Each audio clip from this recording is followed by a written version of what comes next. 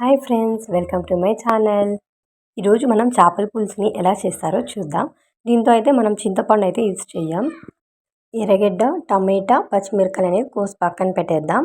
ఇక్కడ వచ్చి మిక్సీకి వేయాలన్నమాట. ఫస్ట్ టమాటా, ఎర్రగడ్డ, 3 పచ్చిమిరపకాయలు చాలు. అండ్ దీంతో పట్ట, గసగసాలు, మొగ్గ, అల్లం పేస్ట్ ఉంది కదా, అది కూడా దీంతో వేసుకోండి. నేను వచ్చి అల్లం పేస్ట్ ఆల్రెడీ చేశాను. ఆ వీడియో వచ్చి షార్ట్స్లో ఉంది, పక్కాగా చూడండి. నేను అట్లే డిస్క్రిప్షన్లో కూడా ఇస్తాను, చూడండి. అండ్ ఇలాగ మనం దీన్ని పేస్ట్ చేసి పెట్టుకోవాలి. 2 నిమ్మకాయలు అనేది కూడా పక్కన పెట్టుకోండి. ఇవన్నీ మనం సపరేట్గా పెట్టుకోండి. ఇప్పుడు మనం ఫిషెస్ని మనం ఎలా కడగాలి అనేది చూద్దాం. ఇది వచ్చి పాంప్లెట్ అనమాట. దీన్ని మనం ఉప్పు వేసి బాగా మిక్స్ చేసుకొని కడిగేసేయండి వాటర్తో. అండ్ ఒక ప్యాన్ ఎత్తుకొని ఆయిల్ వేసి దాంతో ఆవాలు వేసి చిటపటా అన్న తర్వాత పచ్చిమిరపకాయలు వేయండి. పచ్చిమిరపకాయలు ఒక 2 సెకండ్స్ వేగితే చాలు, సరిపోతుంది. దీని తర్వాత కరివేపాకు వేయండి. కరివేపాకు వేసిన తర్వాత ఆనియన్స్ వేసి బాగా వేయించుకోండి. ఆనియన్స్ వచ్చి బాగా వేగాలన్నమాట. వేగిన తర్వాతే మనం ఇందులో టమాటాలు అనేది వేసుకోవాలి. ఎందుకంటే బాగా వేగిందంటే అప్పుడు మనకి టేస్ట్ అనేది బాగుంటుంది. ఇలాగా మనం టమాటాలు కూడా బాగా ఆయిల్లోనే డీప్ ఫ్రై చేయండి. బాగా ఫ్రై చేసినప్పుడే మనకి ఆయిల్ అనేది బయటకు వస్తుంది. అంతవరకు మనం దీన్ని వేయించుకోండి. ఇలా మనకి 5 మినిట్స్ తర్వాత ఇలా బాగా వేగిపోతుంది. అప్పుడు దాంతో ఉప్పు, పసుపు వేసి బాగా కొంచెంసేపు ఫ్రై చేయండి, మిక్స్ చేసుకోండి. మిక్స్ చేసుకున్న తర్వాత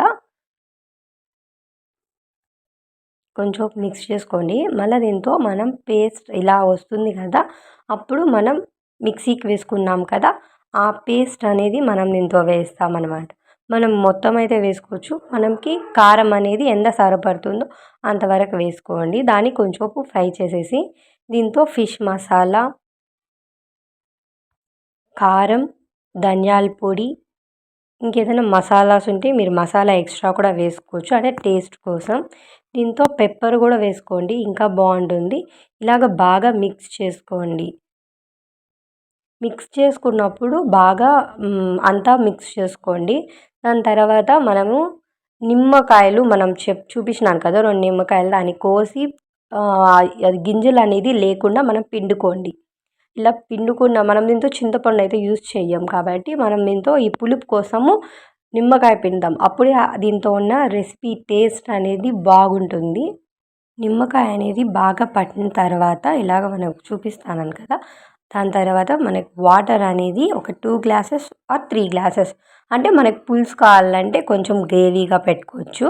ఇక్కడికైతే కొంచెం నేనైతే 2 గ్లాసెస్ వాటర్ పోసుకున్నా, నాకు ఇది సరిపోతుంది. కాబట్టి మీకు ఇంకొంచెం ఎంతో ఉప్పు కారం సరిపోకపోతే కూడా మనం టేస్ట్ చేసి వేసుకోవచ్చు.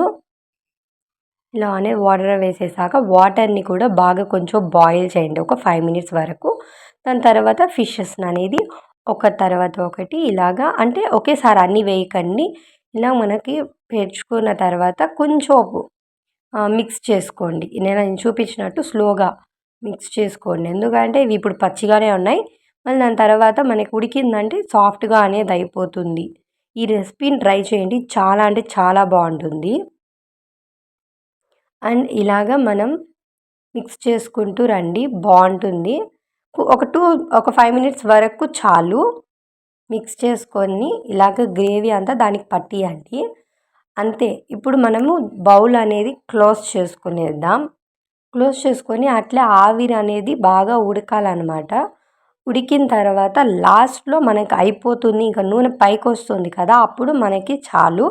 దాని తర్వాత కొత్తిమీర ఉంది కదా, దాన్ని సన్నగా తరుక్కొని దానిపైన స్ప్రింక్స్ చేయండి, చాలు. ఇప్పుడు చూడండి ఎలా ఉడుకుతుందో మనకి. ఇప్పుడు అయితే ఒక 5 మినిట్స్ చాలు దీన్ని ఉడికించేదానికి. మన గ్రేవీతో సహా కారంగా బాగుంటుంది. Please like and subscribe.